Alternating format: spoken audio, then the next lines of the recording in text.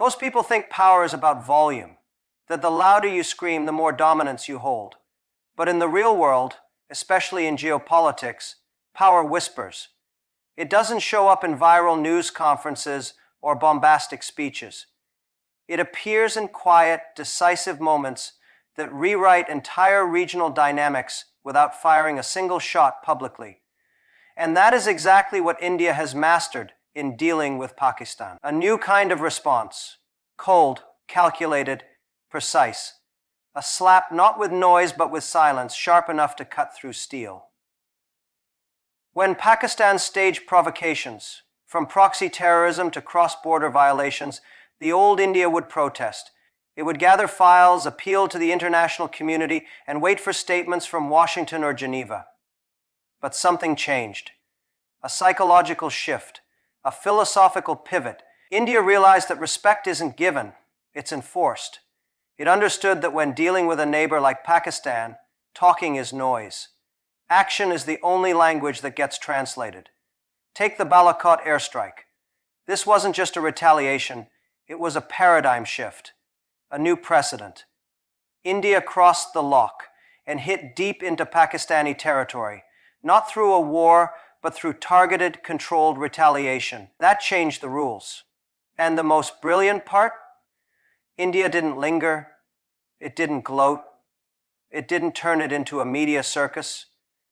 It struck, made its point, and returned to business as usual. That silence after the strike, that's where the slap echoed the loudest. You see, the psychological message was far more powerful than any weapon dropped. It told Pakistan, we're no longer playing the same game. It told Pakistan, and that's terrifying for a state whose entire identity hinges on provoking India for attention, sympathy, or leverage. Suddenly, India refused to dance, and instead, it created its own rhythm. Through surgical precision, drone technology, satellite surveillance, and AI-enhanced intelligence operations. This is where most people miss the brilliance. India didn't become aggressive, it became intelligent. It started investing in silent capabilities, cybersecurity warfare units, anti-terror black ops, and pinpoint satellite-guided retaliatory teams. Every time a terror attack is linked to Pakistani soil, New Delhi's response is no longer predictable. Sometimes it's diplomatic freeze, sometimes it's economic embargo, and sometimes it's surgical, measured, targeted, leaving Pakistan confused and scrambling for answers. There's power in that unpredictability. It keeps the enemy anxious, while preserving India's moral and strategic high ground. What's more, these actions are not just about physical retaliation. They are psychological recalibrations. When India responds without warning, without fanfare, it seizes control of the emotional narrative.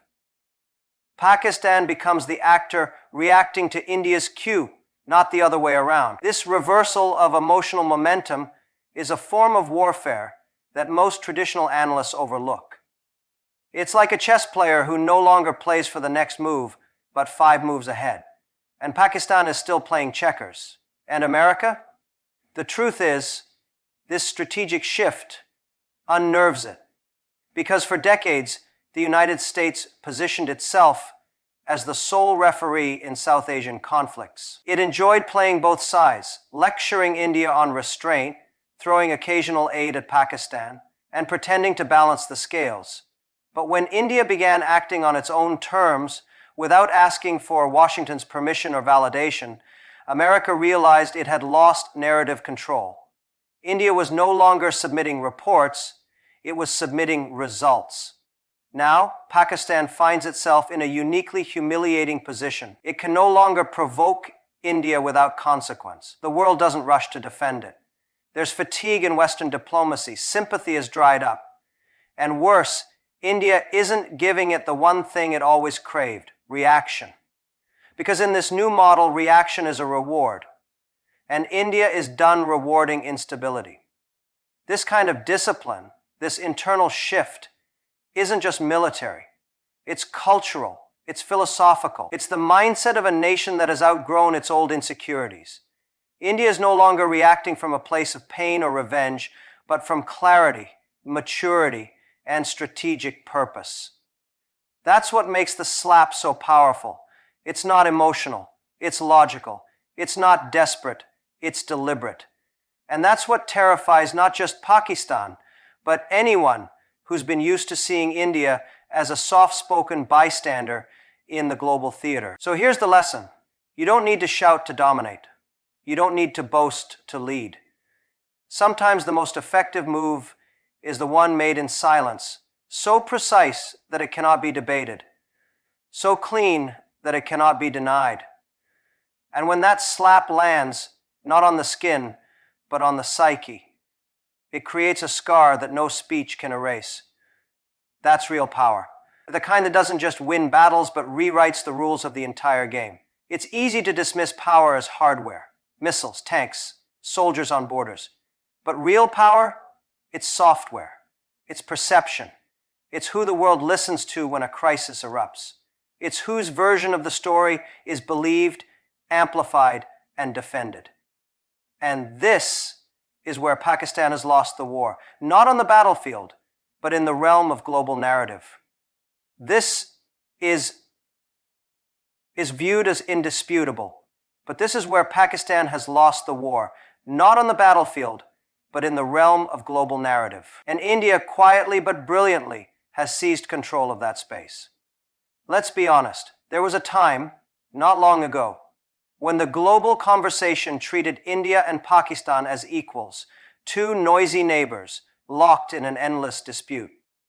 Western media outlets, politicians, and so-called human rights watchdogs would speak of the Kashmir issue as if it were some kind of mutual misunderstanding, as if Pakistan's involvement in terrorism was up for debate. That era is over. India has not just won the diplomatic war, it has reframed the entire narrative.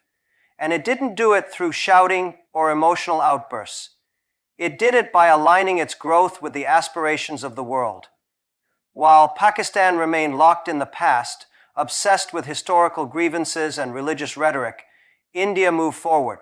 It became an economic force, a technology hub, a reliable partner for the world's biggest players. That's when the world stopped listening to Pakistan's complaints and started listening to India's vision. When countries like the UAE, Saudi Arabia, and Israel extend hands of friendship toward India while distancing themselves from Pakistan, that's not coincidence. That's the result of a shift in global perception. And that perception was engineered through consistency, not just in policy, but in behavior. India didn't have to announce itself as a leader, it acted like one, and the world noticed. There's a psychological component to this that most people miss. The global stage is like a subconscious mind. It responds to certainty, direction, and optimism. Pakistan's story to the world is always about what it's against: India, Israel, the West, etc. India's story, on the other hand, is increasingly about what it's for: innovation, democracy, economic reform, and global cooperation. In the psychology of storytelling, the side that builds has more credibility than the side that blames. And Pakistan is stuck in blame mode. Even in the wake of major geopolitical events, like the abrogation of Article 370 in Kashmir, India held its ground. It didn't panic. It didn't flinch. While Pakistan screamed about international outrage, that outrage never really came. Sure, a few headlines, a few carefully worded statements, but no real consequences for India.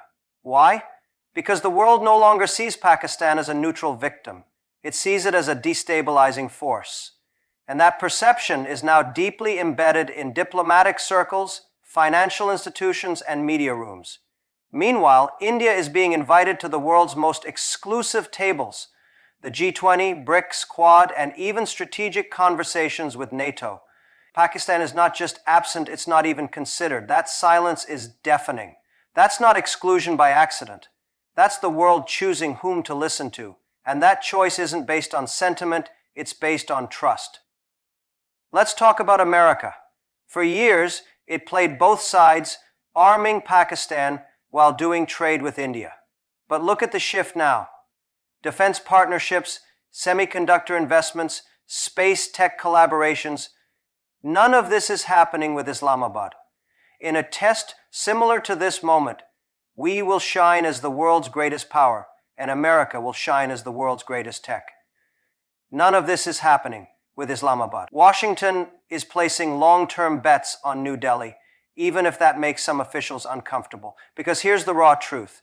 No one wants to invest in chaos. And Pakistan, in the eyes of the world, no longer symbolizes potential, it symbolizes risk. And risk repels capital. It repels credibility. It repels trust.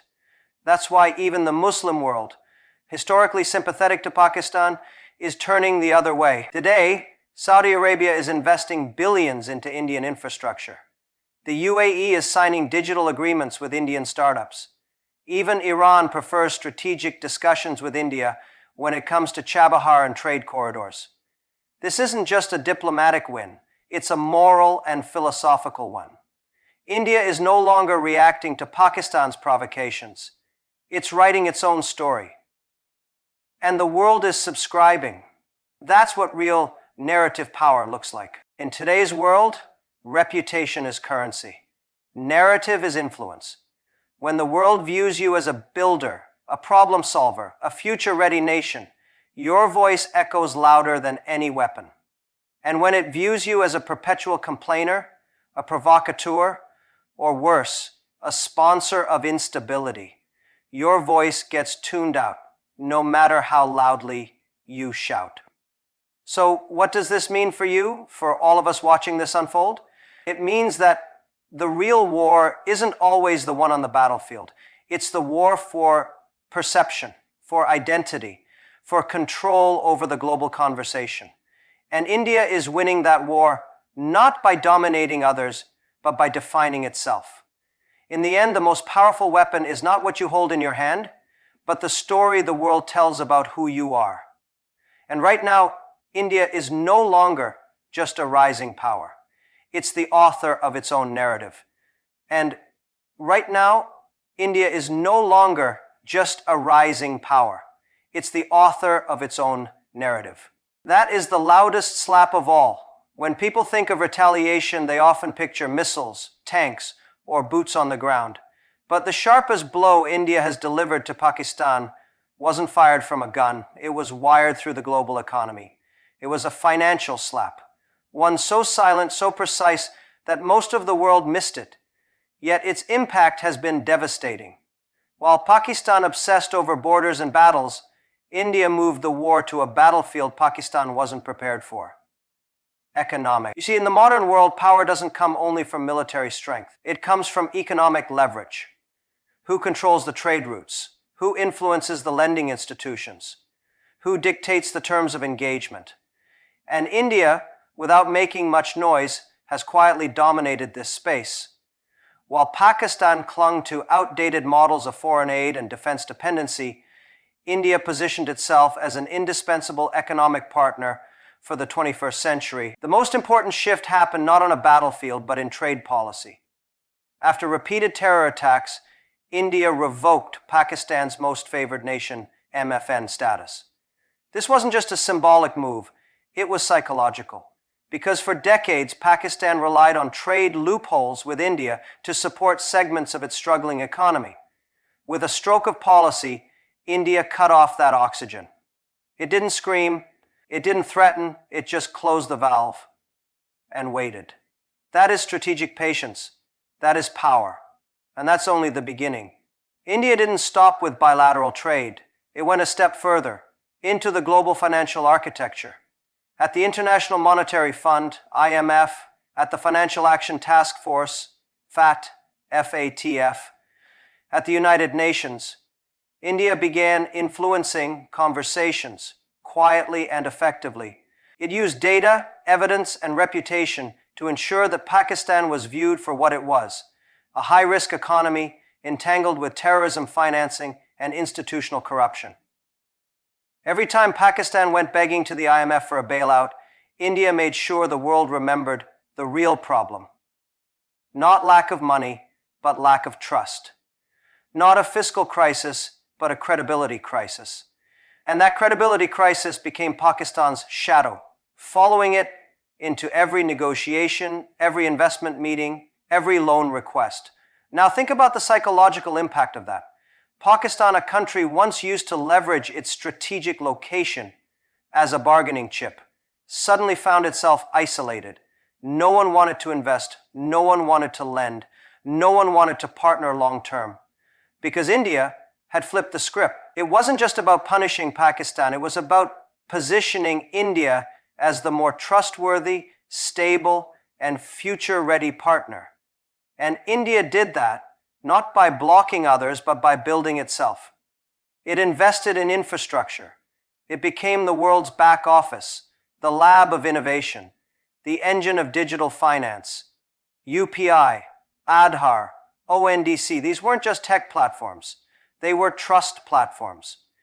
And when you work in Pakistan, you understand that even in big cities, you find tech in so many parts of your life.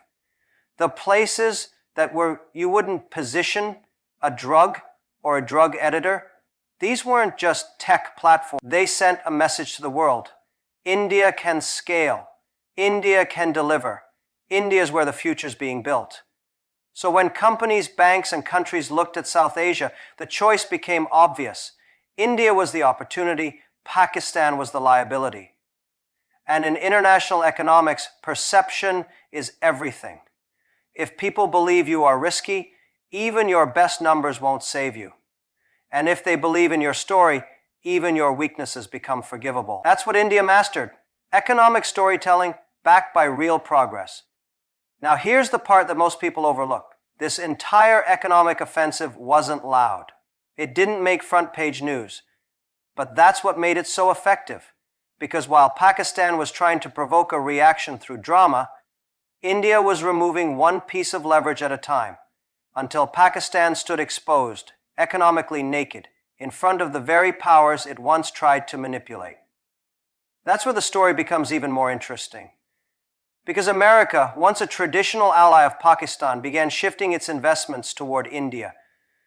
Not just because of democracy or defense, but because of dollars. Capital follows confidence. And India gave Wall Street, Silicon Valley, and Washington a long-term story they could believe in. Pakistan didn't. That shift wasn't just financial, it was psychological. It told Pakistan you're no longer necessary, and told India you're now central. That's the ultimate slap. Not one that hurts the body, but one that destroys illusion. One that forces your opponent to look in the mirror and see what the world now sees. A nation in decline, not because of external enemies, but because of internal rot. And that is where India's strategy becomes philosophical. It didn't beat Pakistan by being more aggressive. It became more right. It became more intelligent. It brought more progress. It beat Pakistan by being more credible. It didn't scream louder. It simply built better. That's a deeper form of power. The kind that doesn't need to prove itself every day, because the results are already speaking. So remember this. In the new age of global conflict, the strongest strike is not the one that breaks bones. It's the one that breaks narratives. And India has just delivered that strike. Quietly, decisively, irreversibly. Sometimes history doesn't change with a war. Sometimes it changes with a decision. Quiet, calculated, and irreversible. When India revoked Article 370 and fully integrated Jammu and Kashmir into its constitutional framework, it wasn't just rewriting a law, it was redrawing the psychological map of South Asia. And more importantly, it was announcing to the world that the age of ambiguity was over. India was no longer going to tiptoe around the sensitivities of Pakistan or the expectations of America. This move was not random, it was strategic, layered with decades of political maturity, national frustration, and geopolitical patience. For years, Pakistan had treated Kashmir as its pressure point, a tool for provoking, distracting, and internationalizing a domestic problem. But India's bold move took that tool away. In one stroke, India turned Pakistan's permanent grievance into permanent irrelevance. What makes this even more fascinating is how India did it. Not through military conquest or violence, but through parliamentary legislation, constitutional clarity, and administrative precision. It wasn't a coup, it wasn't a war, it was governance. And that is what stunned the world. Not because they didn't see it coming, but because they never expected India to move so decisively without flinching. Yeah, Pakistan screamed. Of course it did. It called for international intervention, summoned ambassadors, and organized protest marches. But the world, this time, didn't echo its outrage. No global sanctions, no UN resolutions, no military coalitions rushing to its defense. And that silence was deafening. That silence for Pakistan was the real betrayal. But the deeper story here is how America reacted or didn't. For decades, the US positioned itself as the great mediator of the subcontinent. It liked having both India and Pakistan on a string, using Kashmir as leverage. But suddenly, India took the chessboard and flipped it. It didn't ask Washington. It didn't seek approval from the State Department. It made its move and simply informed the world, this is our internal matter. You are free to watch, but not interfere. That's when America realized something uncomfortable. India wasn't the junior partner anymore. It wasn't waiting for a green light. It was acting from a position of sovereign confidence. And this made American policymakers uneasy, because what they saw was not just a strategic shift, but a psychological transformation. India was not aligning, it was asserting. And that's the difference.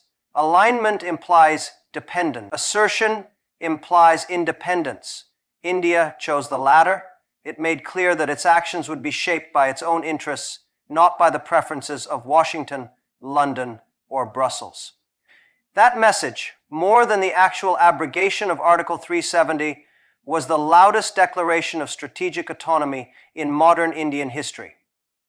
Meanwhile, on the ground, something remarkable happened. Despite fears of unrest, despite months of intense scrutiny, the region didn't explode the way the critics predicted. There were security measures, yes. There was resistance, as expected. But it wasn't the collapse of order that many forecasted. Slowly but surely, the narrative began to shift. New roads, investments, startups, educational reforms. They began emerging where there was once only despair and dependency. This wasn't just territorial control, it was developmental transformation. Pakistan, of course, continued its rhetorical warfare, but each statement felt more hollow, each protest more isolated. The Organization of Islamic Cooperation barely mentioned Kashmir in its major summits. Countries that once offered strong words were now signing deals with India. Even China, despite its own tensions with India, stayed relatively quiet about Pakistan's Kashmir obsession. Why? Because the world had recalibrated its understanding. It realized that India wasn't acting out of aggression, it was acting out of closure, out of a need to end a decades-long chapter of ambiguity and claim what it believed was already its own. That's something every sovereign nation understands, even if they won't admit it publicly. And here's where the psychological depth comes in. For a country like Pakistan, whose identity is entangled with the Kashmir issue, India's move wasn't just territorial, it was existential. It removed the one thing Pakistan used to rally domestic emotions and justify global relevance.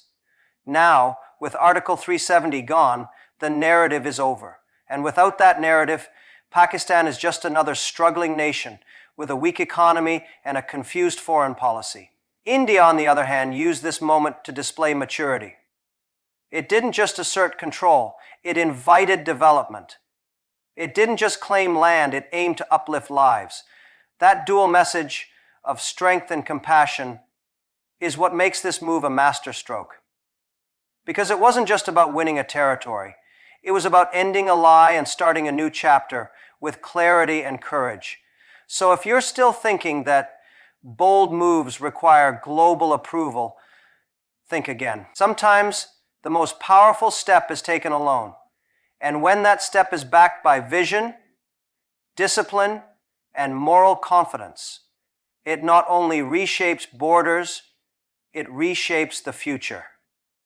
Because in a world full of noise, the one who acts with quiet conviction always leads the next era. Power today doesn't just reside in missiles or manpower. It resides in data, in algorithms, in connectivity. The battlefield has shifted from the ground to the cloud. And while much of the world was still obsessed with traditional power equations, India quietly leaped into a realm that not only outpaced Pakistan, but began to make even America uncomfortable. This isn't about who has the bigger army. It's about who has the smarter code. India's technological rise didn't begin with a bang. It began with building blocks, UPI, Aadhaar, digital infrastructure, and now AI and semiconductor investments. Piece by piece, India crafted a digital ecosystem not just to serve its billion-plus citizens, but to redefine how modern nations operate. And here lies the contrast. While Pakistan spent its resources on defense budgets and short-term loans, India spent its capital on software, startups, and scalable innovation. Just think about it. UPI alone has revolutionized how money moves in India. A rickshaw driver in a remote village and a CEO in a Mumbai high-riser can use the same system. Instant, secure, and without middlemen. No country in the West, not even America, has achieved this level of financial inclusivity. That isn't just progress, that's a model, and the world is watching. Now look at what's happening with AI and quantum computing. India isn't just consuming technology anymore, it's creating it. It's setting standards, building chips, training engineers, and fostering unicorns at a pace few expected. And while America once welcomed this talent with open arms, now there's hesitation. Because India's rise no longer looks like dependence, it looks like independence. That makes America nervous, because it's used to leading the innovation narrative, and now it's being challenged. The frustration comes from the fact that India isn't copying, it's inventing. And it's doing it with fewer resources, less legacy baggage, and more resilience. It's turning scarcity into creativity, bureaucracy into opportunity, and complexity into scalable simplicity. That is the mindset of transformation. It's not about chasing Silicon Valley. It's about building Bengaluru, Hyderabad, and Pune into new global tech capitals. And Pakistan? Let's be direct, it's not even in the race. Its digital infrastructure is underdeveloped, its educational pipeline underfunded, and its institutions politically fragile. It's still stuck in an era where the government defines innovation instead of empowering it. There is no tech ecosystem, no unicorn surge, no global interest. While India is exporting cloud engineers and AI models, Pakistan is exporting labor and remittances. The gap is not just technological, it's philosophical. Because here's the deeper truth. Technology isn't just tools and apps. It's a mindset. It's a way of seeing problems and solving them without waiting for someone else's permission. India has embraced that mindset. It has allowed entrepreneurs to fail, iterate, and try again. It has opened markets, deregulated policies, and built platforms that scale trust. And that trust between citizens, businesses, and government is the true currency of a digital society. Even China, for all its scale, lacks that kind of trust-based model. And the West, with all its capital, lacks the urgency and agility. That leaves India in a unique position, a democratic powerhouse with digital speed. And that terrifies the old powers, not because India is threatening them, but because it doesn't need them anymore. America's discomfort isn't just economic, it's emotional. It's realizing that India no longer depends on its funding, its approval, or its platforms. Indian developers are creating local alternatives to global monopolies. Indian companies are leading AI research, blockchain innovation, and even space technology. And that's the kind of independence the West isn't used to from its so-called allies. But here's the philosophical core of it. India is not rising out of anger or revenge. It's rising out of self-belief. It's not interested in defeating others, it's interested in discovering itself. And that journey, powered by technology, is not just national, it's civilizational. It's the revival of an ancient mind with modern tools. A country that once taught the world math, astronomy, and philosophy is now returning to its roots through code, data, and design. So when you see India building faster networks, launching new satellites, or educating millions through digital classrooms, understand that this is not just development. It is strategy, it is resilience. It is soft power that cannot be sanctioned, invaded, or silenced. And the world is waking up to it. Silicon Valley investors, European policymakers, even African nations. Everyone wants a piece of India's tech playbook because it's no longer just a country of engineers. It's becoming a country of engineers with influence. Pakistan can't replicate this overnight. America can't control it forever. Because this kind of rise isn't outsourced, it's earned. And that is the real message. In the 21st century, intelligence beats intimidation, agility beats arrogance, and the nation that controls the code will control the future. India has understood this, and it's already writing that future one line of code at a time. The most misunderstood kind of power is the power to say no. Not with rebellion, not with aggression, but with clarity. And that's where India has changed the game entirely. For decades, it was expected to follow, expected to comply, expected to ask for permission before acting in its own interest. But now, India is doing something that makes both Pakistan and America uneasy. It's thinking for itself. This is the part of India's evolution that gets under the skin of global powers. Because when a country as large, as complex, and as consequential as India stops taking cues from Washington or reacting to Islamabad's provocations, the usual rules stop working. This is not the India of the 98s, hesitant in its diplomacy and unsure of its identity. This is a different India, one that listens, observes, but acts only when the decision aligns with its own long-term vision. Let's take the example of Russia. The West expected India to toe the line on sanctions, to follow NATO's lead, to cut ties and criticize Moscow. But India refused, not because it supports conflict, but because it understands the principle of strategic autonomy. India maintained relations with Russia, continued buying oil, and even expanded trade, while making it clear that it would not compromise its sovereignty under pressure from anyone, no matter how powerful.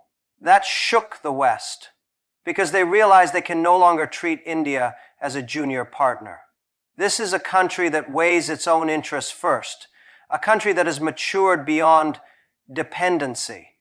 And that, philosophically, is the essence of true independence, not just political, but psychological. You can see it in how India handles its defense partnerships. It works with the US on technology transfer. It trains with the French Navy. It buys systems from Israel and Russia. But it refuses to be locked into any one alliance. India's strategy is open, diversified, and self-determined. It's not anti-West. It's not anti-East. It's simply pro-India. That approach might frustrate Washington, but it commands respect, because it reflects strength. And it's exactly this refusal to be someone else's pawn that leaves Pakistan fuming. For years, Pakistan tried to position itself as a counterbalance to India, a rival on the global stage. But the world doesn't buy that narrative anymore. Why? Because India has outgrown the game. It doesn't compete with Pakistan. It ignores it. It doesn't retaliate emotionally. It calculates. That's a bigger insult than any war. It's strategic dismissal. Pakistan's identity, for a long time, was built around being India's equal opposite. But now, that model has collapsed. India's focus is on self-reliance, global trade, space missions, digital infrastructure. Pakistan's focus is still on proving a point, clinging to Kashmir rhetoric, and seeking validation from a world that has moved on. And America? America is realizing that India's friendship must be earned, not assumed. This is no longer a client state. It's a civilizational force. India will collaborate but on its own terms. It will trade but not at the cost of its farmers. It will innovate but not at the mercy of foreign monopolies. And when it chooses to act, whether in defense, diplomacy, or development, it does so with full ownership of the consequences. That's what makes this new India impossible to control and therefore deeply respected, because the most powerful nations are not the ones with the biggest budgets, but the ones with the clearest boundaries. The ones that know who they are, what they stand for, and where they're going, without needing constant validation. This kind of autonomy requires more than courage. It requires vision, discipline, patience. India didn't reach this point overnight.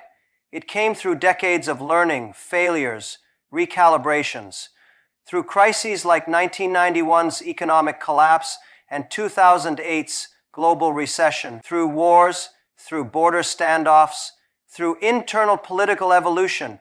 But out of all of that came a country no longer looking for a script to follow, but writing one of its own.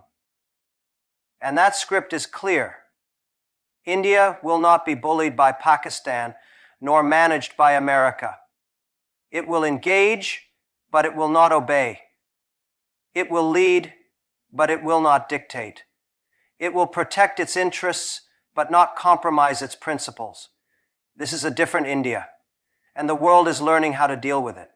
So if you're wondering what makes a country truly powerful, don't just look at its weapons or wealth.